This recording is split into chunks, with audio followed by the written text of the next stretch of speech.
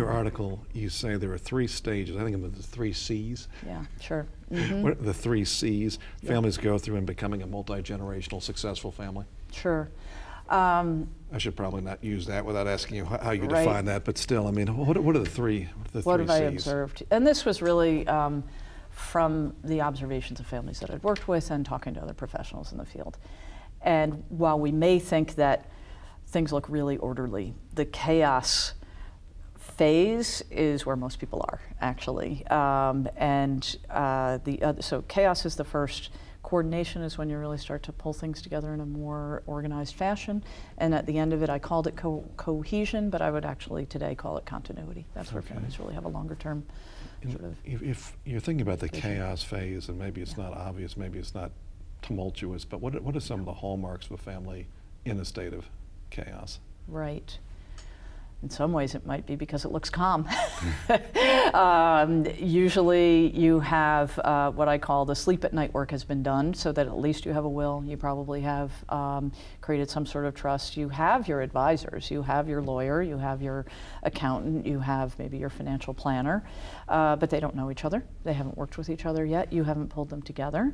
You probably have not yet discussed with perhaps your spouse or your children or anybody else who's affected by your plans what your intentions are, what you've actually already created. So it might be a very calm phase. I mean, I think it's sort of enjoyable to be there, but it's not always safe to stay there for too long, I would say. And then the next stage is coordination. Right. How does somebody move from one to the other, or what would trigger that? Yeah, sure. Unfortunately, it's usually a crisis. So somebody is going to sell the family business. They sell it, and then the family goes into, some people have even called it a traumatic event that could freeze them for years. So for example, the CEO who doesn't have a plan for what they're going to do in the rest of their lives, you know, there's that 18-month period where if they don't have something else to go on to, they'll come back and sort of try and recreate what they had already created. So there's the crisis that could be a positive, like selling the business. It could be a negative, somebody unexpectedly dies.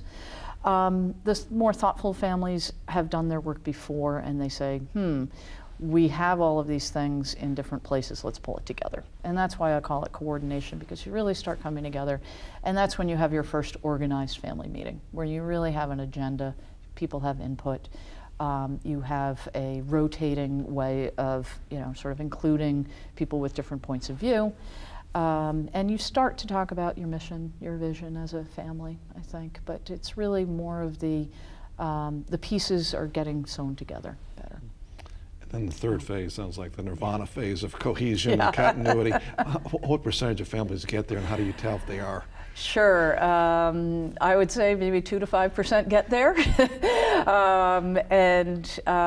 I can tell if they're there if, say I'm interviewing a family before a family meeting, and they all have a common sense of their purpose, and they understand the difference between what they're doing together and what they can do separately.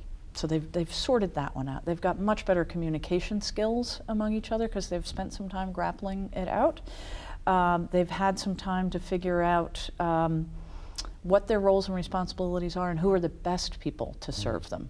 So it's not necessarily whoever shows up with time, because they may not necessarily have the skill. I've unfortunately seen people who end up having to do a lot of the accounting work for a family, a lot of the bookkeeping, a lot of the administrative work, and they really might not have those skills. It might not be their greatest use for the family. So they've sorted that out and respectfully divided up who does what.